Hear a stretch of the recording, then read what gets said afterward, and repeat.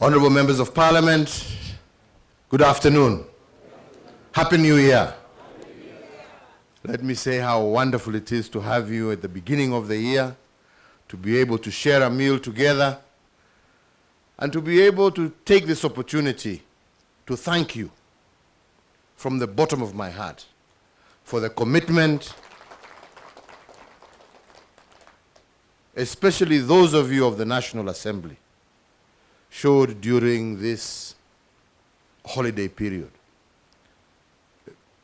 We all know that it was a very difficult holiday period because of all the challenges of COVID and many other things.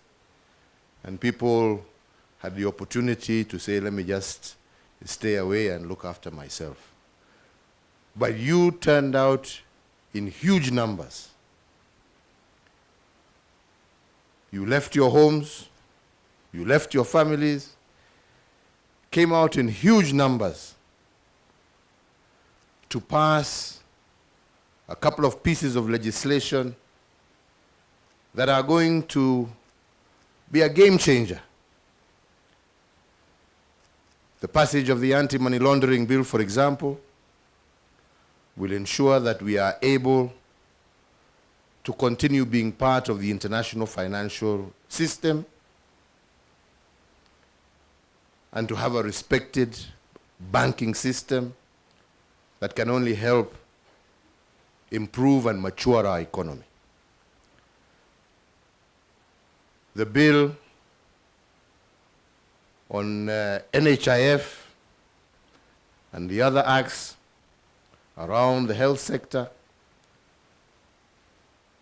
are now going to open up and give us that opportunity to be able to give our people that which we promised them of universal health care.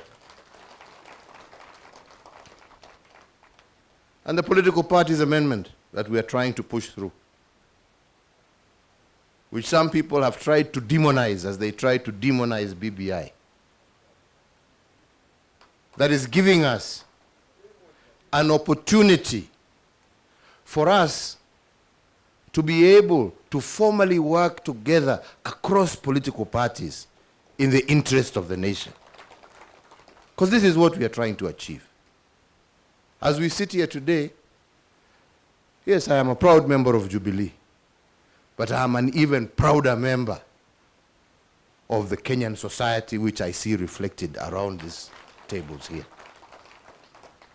To be here with leaders from across the divide. And this is really what we are trying to achieve. To say that we may belong in many different homes, but we can actually work together for the common interest of 50 million people.